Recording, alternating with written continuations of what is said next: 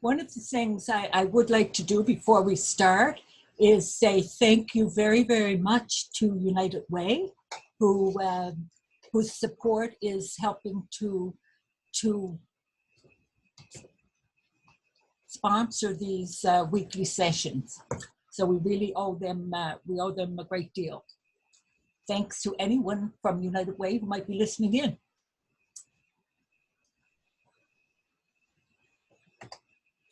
Today we have a very special guest with us. We kind of took her from the Red Cross for a couple of hours this morning.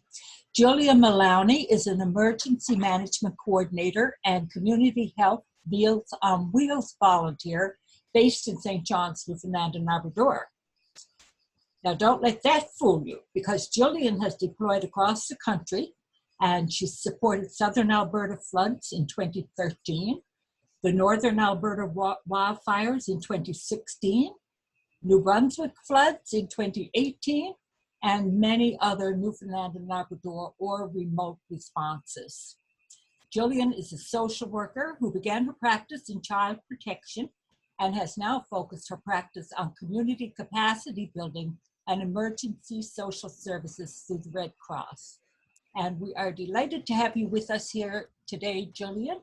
It's probably something if we'd been able to foresee the future, we probably would have had you here a year ago instead of at this point.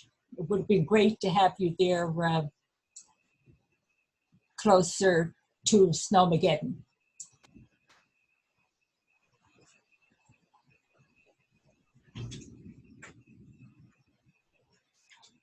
Great, thank you so much, Mary. Jillian, before you get started, it's Lee. Yep. Mary, did you want to comment on the live transcript if people would like captioning? Yes, sorry about that, Lee. I did forget.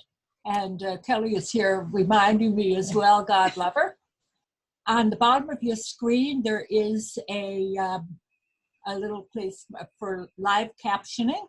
So if live transcript, if anyone wants to see the captioning, click on both the CC at the bottom, the CC button, and check subtitles.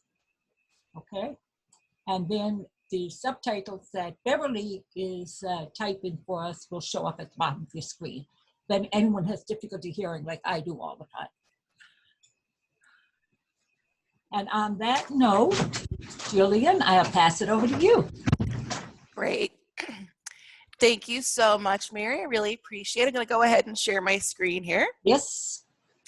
All right. So, hi, everybody. Thank you for coming and welcome. I'm so pleased to be here with everybody.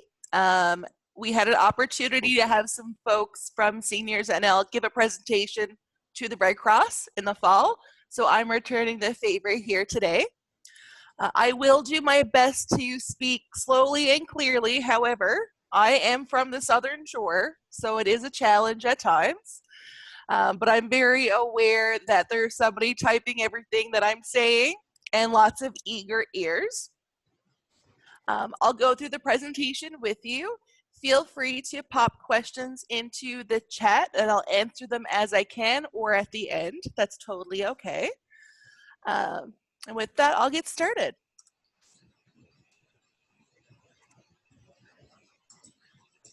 All right, so what does Red Cross do in emergencies? You heard my bio there at the beginning, and I talked about all the places that I've been with the Red Cross. In emergencies, what we do at a very basic level is provide emergency social services to people who are in need. That could be anything from food to clothing to shelter to reuniting families who've been separated during a disaster. And we often think that that's not going to happen in Canada. How could it? We're in Canada. But I can tell you, having been in Fort McMurray in 2016, families got separated and Red Cross was there to help. And part of that was family reunification. So before a disaster happens, so when we're preparing, The Red Cross supports individuals who are displaced and affected. We provide our services free of charge, and that is thanks to thousands of volunteers across the country, as well as our donors. In Newfoundland and Labrador, we have about 320 emergency management volunteers. Across Atlantic Canada, it's around 1,000. And across the country, we're into the tens of thousands, which is fantastic and amazing. Before a disaster happens, this is what you do not see on the news. We do things like this. We give presentations in the community. We work in the community to help people plan for the unexpected. And we build relationships with communities, governments, and other organizations like Seniors NL to make sure that everybody is as ready as they can be for a disaster. When a disaster or an emergency happens, our personnel provide vital assistance to meet people's basic needs. So we make sure that people who have been separated by a disaster are reconnected with their families. So we call that family reunification. We make sure that everybody has a safe place to sleep. So that's emergency lodging. It could be a shelter, it could be commercial accommodations, it could be ensuring that you connect with your brother-in-law who lives 2 towns over and he'll come pick you up. It's making sure that people are safe for the night. We ensure that people have access to information when they need it. That's a reception and information service. That's changed a lot over the past 15 years with everybody having a small little computer in their pocket we call a cell phone. But what that looks like today, even if it's not an in-person building, we do operate a call center so that people can call and get information if needed. We ensure that everybody has clothing if they have lost theirs. Vitally important at 3 a.m. when you run out of the house and you're only wearing your pajamas and maybe a house coat. And then everything else. There's a lot of things that we do that we can't capture in one slide or even 10 or 20 slides. We might provide first aid. We might help somebody get replacement glasses or hearing aids. We take care of children or adults who need care when they've been separated from their caregivers. We provide emotional support. This is all under the umbrella of personal services. And then after a disaster, we stay in communities for the long haul after major disasters. So Fort McMurray was 4.5 years ago. We still have an office at Fort McMurray, and we're still working with people who were displaced by the fires in Fort McMurray. Same thing with Slave Lake. When you look at the flooding in Ontario, Quebec, Mud Lake in Labrador, we were involved with for several years. What that support looks like differs from community to community because it's based on the needs of the community. It could be support with mortgages, rent, utilities, anything like that. And when we do an appeal for an emergency or a disaster, so, in 2016, you would have seen on the news, donate to Red Cross for Fort McMurray. When we do have funds left over at the end of those events, we do reinvest them back into those communities. So that could be a community event, a recreational facility. The money stays where it's intended. And I've told you all about what we do in an emergency. But what we also do is helping people be prepared. So although we are ready to help people who need assistance during disasters, us and other emergency officials can focus our efforts on the people who are the most vulnerable by encouraging everybody to be prepared. The 3 things that we're going to cover today is how to prepare, 3 key steps to emergency preparedness, and then what to do if an emergency or a disaster happens in your home, in your neighborhood, your community, or your province. Some common things that I hear and that my colleagues hear about preparing for an emergency is, there's a lot of things that I can prepare for. Who could have foreseen Snowmageddon? Really, it takes too much time to prepare, that we won't have that kind of emergency here. We live in Newfoundland, we live in Canada, we don't have those kinds of natural disasters here. Or that's what the fire department and police service are for. We often think that others will always be able to help us or assist us and take care of us during an emergency. But what if the police, the firefighters, or family can't get to you or find you? Or what if they're busy helping others in more dire need? A really great example of that is actually during Snowmageddon. There was a avalanche in the Battery in St. John's this year during the peak of the blizzard. And the firefighters had to go on foot from basically the Sheridan Newfoundland Hotel and walk all the way in because their vehicles couldn't get through the snow. It was impossible. They couldn't get in, and it took an hour and a half to get in, and that was a vital, life-saving, and emergency. So what happens if heaven forbid something that happens again, or it's a different emergency, a different disaster? There isn't necessarily a special preparedness activity that you do for Snowmageddon. It's about being generally prepared so that you have most of the things that you need, or most of the things that you need to know before disaster strikes. So the 3 key steps we're going to talk about. Step 1 is to know the risks. Step 2 is to make a plan. And step 3 is to get or to make an emergency kit. So in terms of knowing what risks we have here in Newfoundland and Labrador, you likely know many of them: winter storms, hurricanes, house fires, flooding. Think about some of the things that you've experienced here in Newfoundland and Labrador, over your lifetime.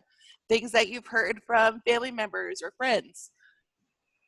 What I said earlier, we think that, those natural disasters don't happen here, but we've had a tsunami, so why can't those things happen here? We've had a Hurricane 1, Category 1 hurricane, Hurricane Igor. So the world is changing, the environment is changing, and things are happening at a much quicker rate than they have in the past. Some of the common risks across the country, across the world: power outages, Jarkenelle, that was 7 years ago this year, a blizzard or winter storm, drought. Looking out the window, I don't think we have to worry about that this year. Flooding, Rennie's Mill, Waterford Valley, the Humber River, Badger. These are all, this happens here.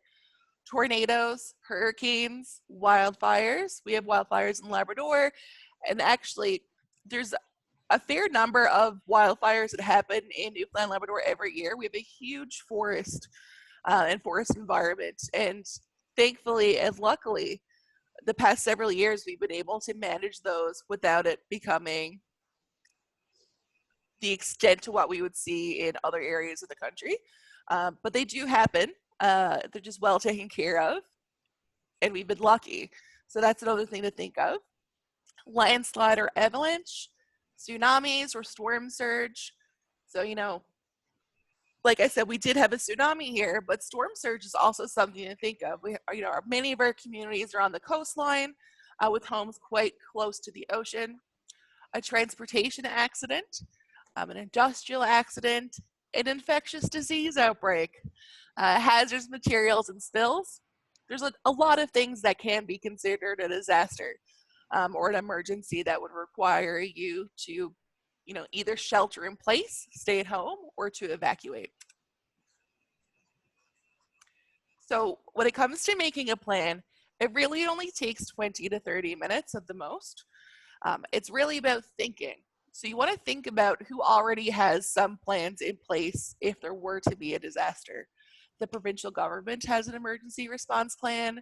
The municipality that you live in has an emergency response plan. It's legislated that they have to have one.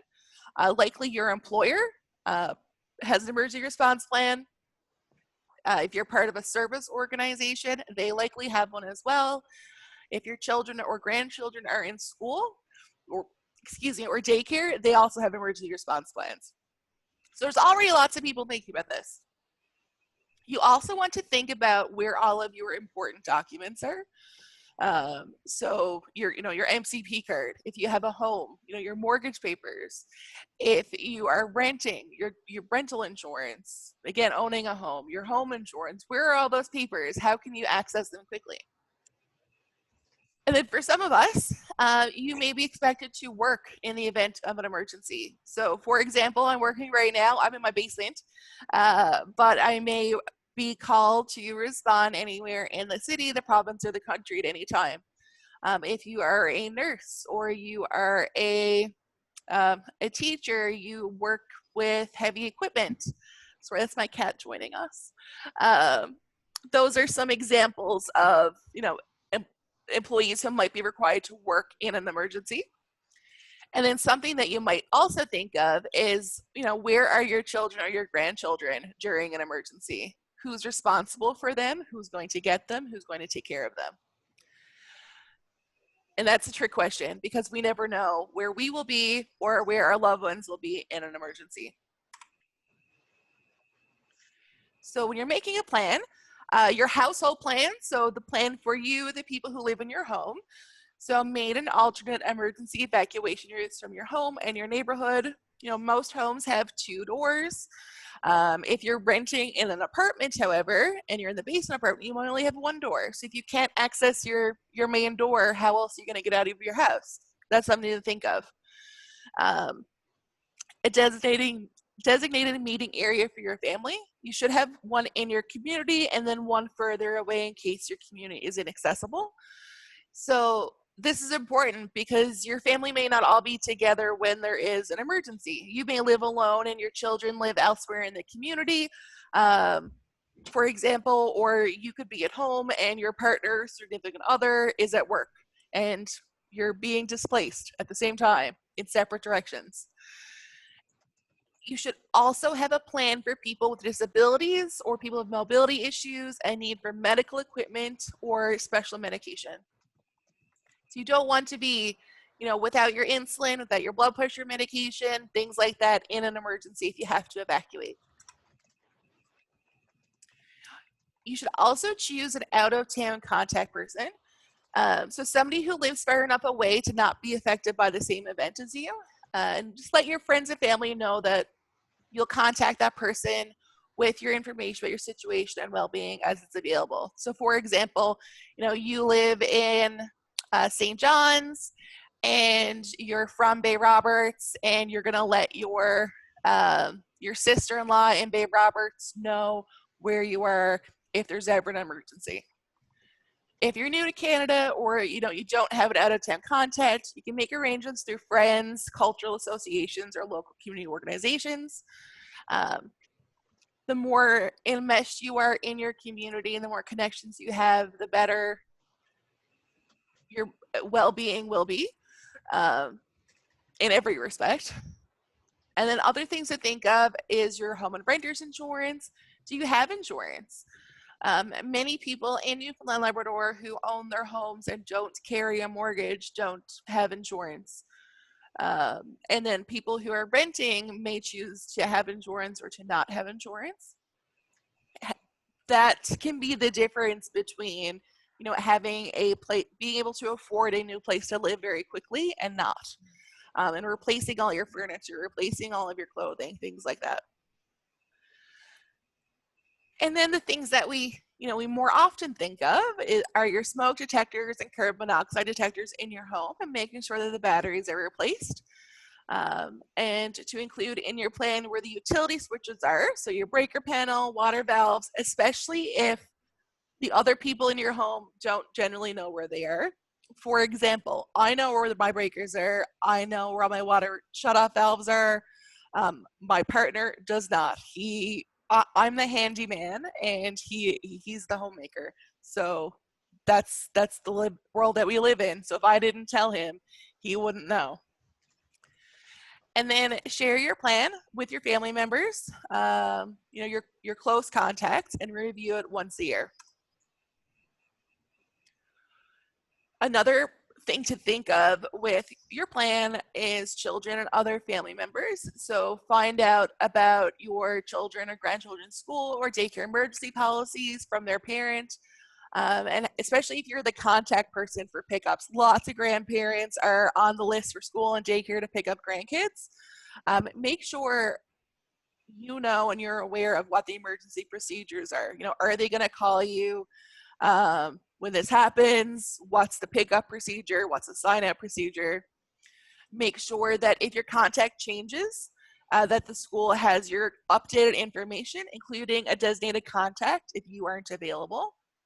And make sure your children know who your designated person is and how to contact them. So that's that person who's out of town. And then older adults, writing down your health card information, preparing your evacuation bag with medication, 72 hours worth, prescriptions, medical documents, things of that nature. Ensuring that walkers, oxygen tanks, and other emergency supplies are easily accessible, and creating a personal support network of friends, neighbors, colleagues, and family. Having your own network will help alleviate pressure from emergency officials and responders and allow them to help people who don't have that network, who don't have resources. The more prepared we are as individuals, the more attention can be given to people who aren't able to partake in these activities of preparedness. And then pets, don't forget them. Your plan should include how you're going to take care of them, your pets and your service animals, whether you leave your home or you stay in place. Many public shelters do not allow pets during a disaster. The reason for that is people have allergies, people have fears, and so forth. That is changing, and a lot of shelters will open up in tandem with an animal organization who will shelter your pets while you shelter. That being said, service animals are always permitted anywhere where their owner is permitted. You may need to make arrangements with a relative or friend, but like I said, many shelters are starting to make accommodations for pets. That all said, make sure that you have extra pet food and water in your emergency kit, and having an extra leash, collar, brushes, treats, that kind of thing. If your pet has medication, my dog takes more medication than I do.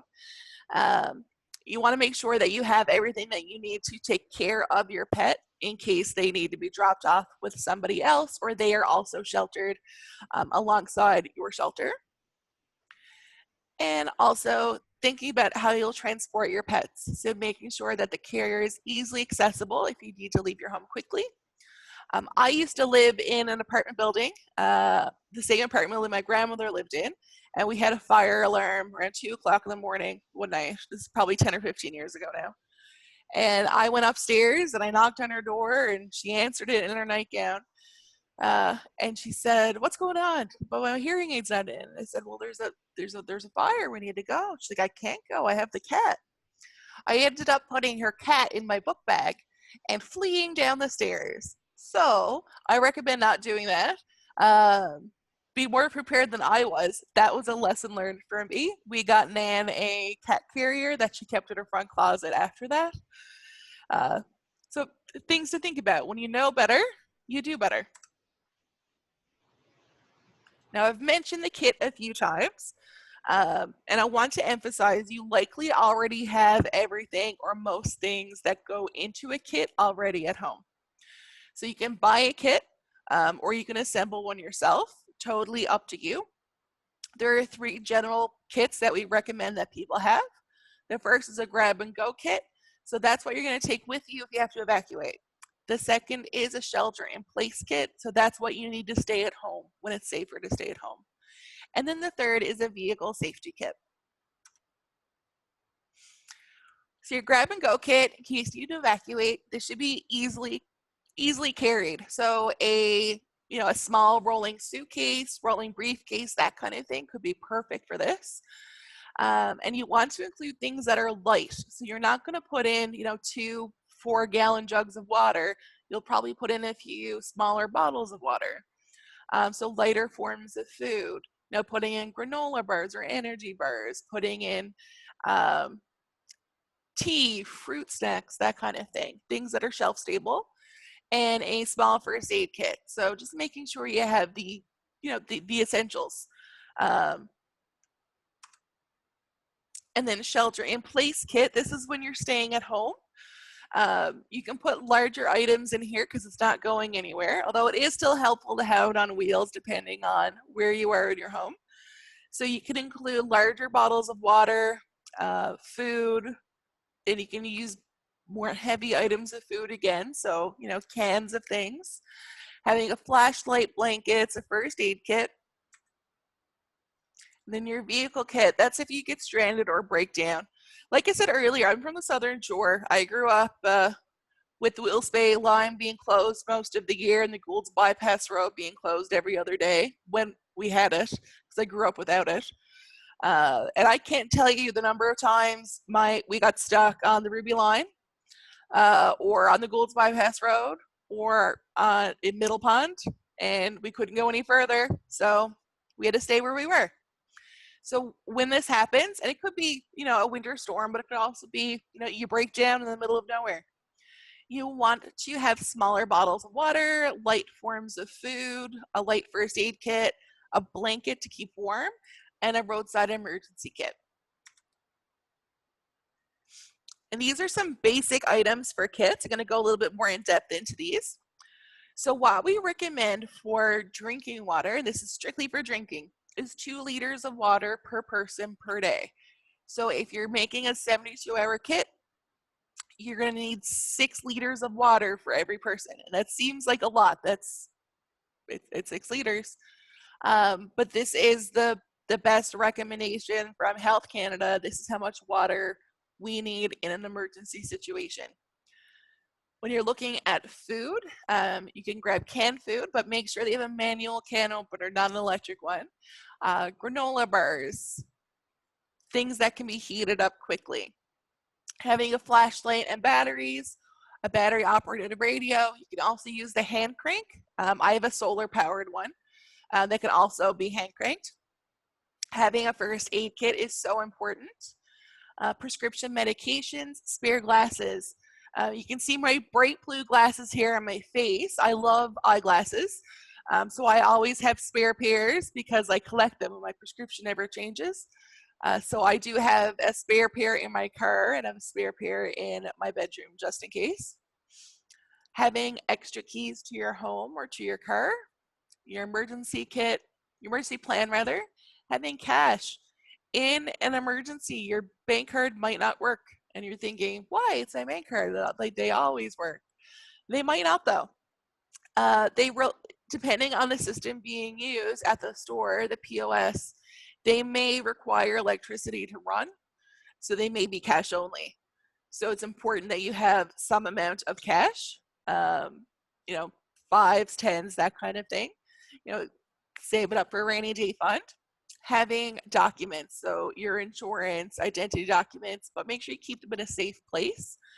I personally, and this depends on your comfort level, I personally have all of my documents on a flash drive, so I'll scan them onto a computer and I save them onto like a USB stick. It looks like this.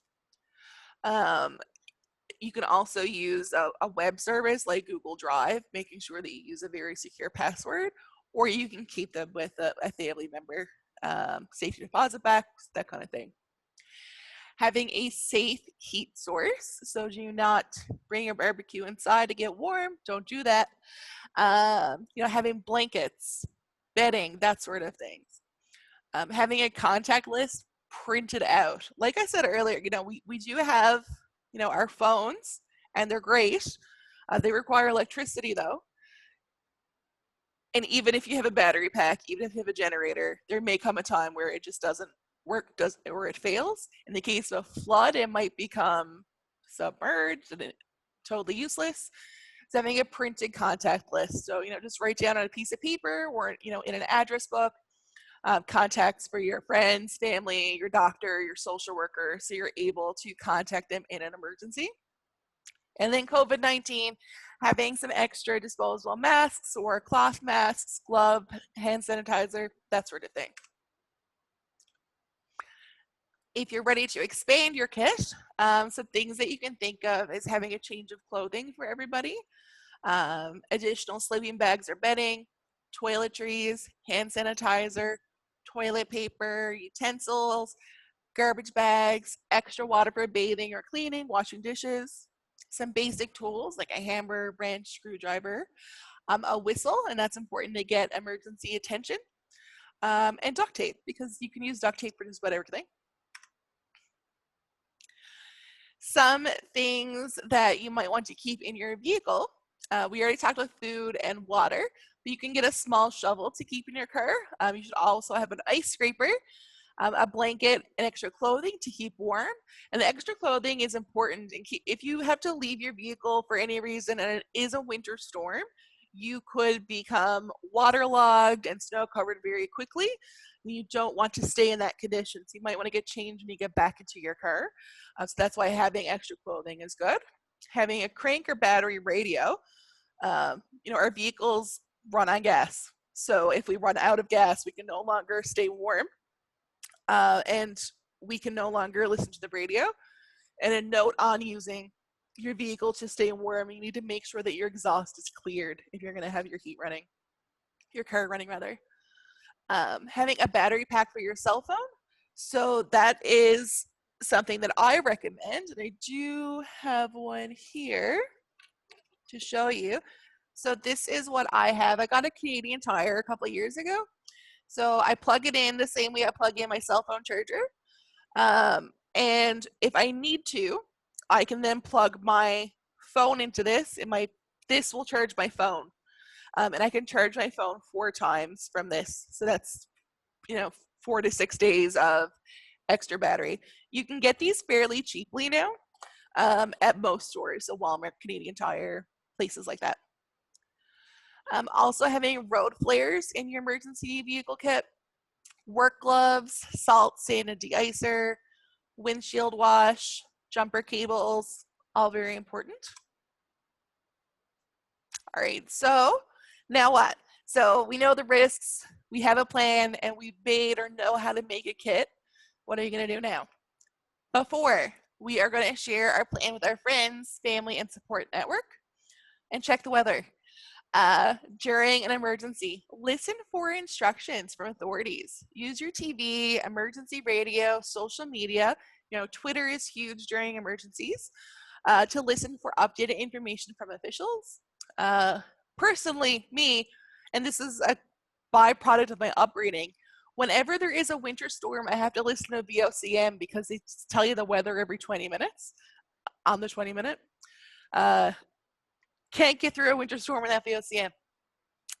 And let friends, family, or neighbors know if you are okay or if you need help. So one thing we saw during Snowmageddon is, neighbors checking on neighbors and neighbors saying, hey, if you need something, put a sign up in your window. We can go very old school with this. If you are asked to evacuate, take your emergency kit and plan, essential medications and copies of prescriptions, which should be in your kit, your cell phone and charger, and your pets and carriers. Shut off your water and your electricity only if officials tell you to, and lock your home on your way out. When it's safe to do so, call, email, text your out-of-town contact, tell them where you're going and when you expect to arrive. When you do arrive, let them know, and let them know if anybody in your family has become separated. And then when there is an evacuation, there will always be a place to register, either in person or virtually over the phone. So you can register with local officials at the shelter or the reception center, or by calling the relevant number. Often that is a local number. It'll be, the town council or the provincial government. Sometimes it's us, and we have a toll-free number that we operate during those times. And then afterwards, replenish your kits. Think about what you have that you didn't need and what didn't you have that you did need. And then if you'd like to learn more about emergency preparedness, or if you have another group that you would like to see this presentation delivered to, you can contact me at that email address there, and Mary can certainly connect us. We can also talk about volunteering with us. All of our programs are run by volunteers. I started as a volunteer actually 10 years ago, and I convinced them to hire me. You can learn more about emergency management, our health equipment loan program. So we do short-term loans of mobility aids for people in the community who need them. We have a Meals on Wheels program, which I'm a volunteer with. So we deliver meals in the community, and a friendly calls program. And that's to help people who are isolated during the pandemic because of social distancing and bubbles. And then That's it. That's it for me. So thank you very much. I do see there's some comments there, so I'm going to pop into the chat, see what's going on over there. All right. Does Red Cross offer emergency kits of any time? Yes, you can order emergency kits from our website. And Canadian Safety Supplies is another one. Often, Walmart, Canadian Tire, Costco have kits. You might need to supplement some things in them. But definitely, yes, you can get access to, first aid kits through our website, emergency kits, vehicle kits, that sort of thing. So that's no problem. And then, will we get a copy of this presentation afterwards? Yes, I sent it to Mary. So Mary will be able to provide that to people if needed. Actually, I've had several emails from people who weren't able to make it today asking that as well. So I will definitely be sending them out. And this whole session is being recorded and will be posted to YouTube later on today or tomorrow. Hi, Mary, this is Kelly. You could also attach the presentation in the chat box. Absolutely. Yeah, you can do that now before we're finished. That way they can click it and download it now. Yep, we will do that. Jillian, that was really enlightening. I mean, I always thought that I had a pretty good handle on what to do in case of an emergency or a disaster. But of course, I don't have a kit ready or anything like that. But, and I was surprised. I didn't realize how long the Red Cross sometimes stays in a community following a disaster, like when you mentioned Fort McMurray. Yeah. I mean, that's quite a while ago now. Yeah, that's really good. The extra keys you mentioned for emergency, I need extra keys anyway. Lately, I keep locking them in my car or, doing something stupid with them. Yeah, I have, in our house, I have the keys for my neighbor, and my neighbor has my keys. That's smart. Yeah, that's smart. I leave mine at home where they're no good to me because my house key is locked in the car too. Yes, yes. Yep. The other thing that I wanted to just comment on, this past year, I mean, we weren't expecting Snowmageddon last January. No. We certainly weren't expecting the pandemic. It just goes to show what can happen, how the unexpected, the unforeseen can arise, and especially now when we look at the impacts of climate change. Absolutely. I mean, we have no idea what that's going to bring to us next. Does anyone have any more questions or anything for Julia?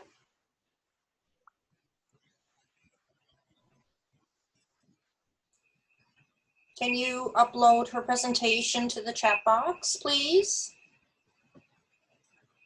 I'm going to do that now. Yeah.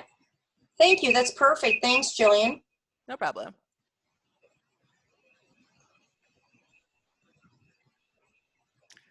All right, I have to stop sharing to do that. Just 1 second. And for those of you who are with us today, I just want you to keep in mind that, if there's anything in particular, if you have a particular topic that you think there should be more discussion around, you can always drop me an email or give me a call, and we'll take it into consideration for a future session. All right, that is in the box there. You should be able to access that. I'd recommend keeping some other documents. You will need originals. Absolutely. You can use this. My mother always uses safety deposit box. I use, online. If you have a lawyer, you can leave things with them, friend or family member. Absolutely.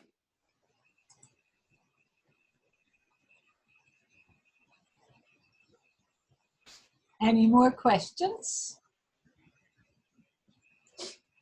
I hope everyone, found something interesting here. Oh, Dorothy, go ahead, Dorothy. You have to unmute yourself. Okay. Okay. I just wanted to comment on the emergency kit that I've had an emergency kit now for 10 or 12 years. I did it when I was working with CRA. And the thing to remember is to update your emergency kit as far as food and water is concerned, because things do expire. And make sure you update things like that. Oh, you don't want to be caught out with a can of beans and a can opener and find out they expired 5 years ago. Yep. Just a thought. Thanks, Dorothy. That's good advice. Anybody else have a comment or question? Okay. Mary, it's Lee. Lee. I find it all really scary to think about how much stuff we need to think about because I'm not terribly organized at home. I'm a little more organized at work, I think. But having said that, it's really reassuring to see the checklists and to know that we can do it. And that in itself makes me feel safer. So I don't know what my comment really means other than that initially I felt a bit overwhelmed, but now that I have the information, I feel a little more in control that I actually could respond in a dangerous or emergency situation. So thanks so much for that. Absolutely. And like I said earlier, it seems very ominous. Like, these are all the things you need to gather to be safe in your home. But you have 99% of those things in your home. It's just a few things are in your basement, a few things are in your junk drawer, some things in your front closet. You know, you have something in your bedroom closet. It's just scattered. So making the kit is just making sure that it's all in one place so that you have the one place to go through. Especially, you know, if there's a power outage, you know, you don't want to be traipsing all over your house to find your flashlight and risk a slip and fall, right? So those are things to think about too, and having it in an accessible area.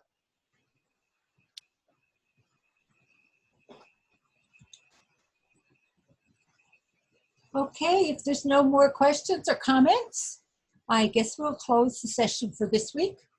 And I certainly hope you will be with us in future for other sessions that we have coming up. And we're going to, Kelly is going to tell us about a couple of them now.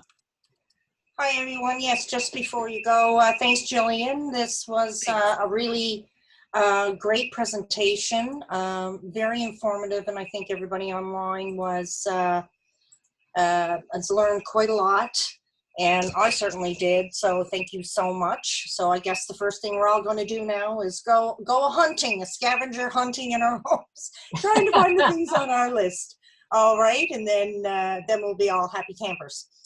So yeah, coming up next week, you might have everyone that's online now may have already received notification that we are having, Mary's hosting another Let's Talk About, and her guest next week is Dr. Roger Butler, and for the past couple of years, he's developed a home dementia care program, very successful program, and very pleased to have him talk about that, his project, which is now a program that he's very passionate about. He's an expert in dementia care, and it'll be very informative, something that may be of interest to you online now. And coming soon, we will be talking about our beloved public libraries that are in 94 communities. So it's something that here at Seniors NL, we're very supportive of our public libraries. We've partnered with them over the past couple of years, and we want to ensure that this valuable community resource gets utilized to its potential. And as we all know, I'm sure all of us know, they're more than just books.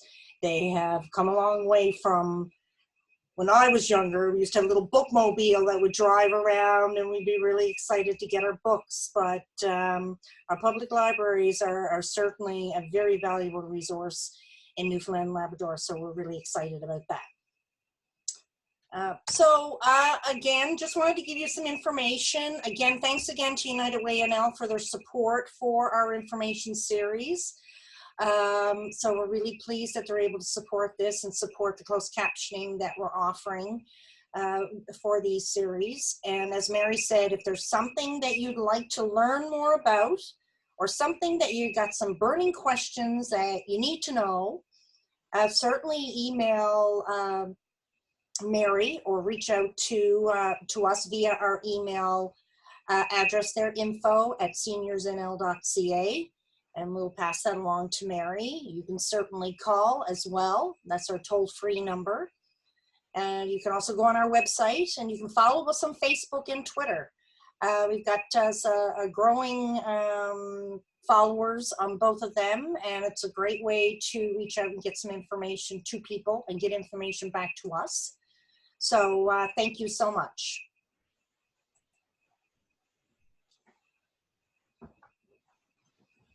Thank you again, everyone. Thank you. I'm wishing you all the best in 2021. Take care, please, and stay safe. Thank you, everybody. Thank you. Love your glasses.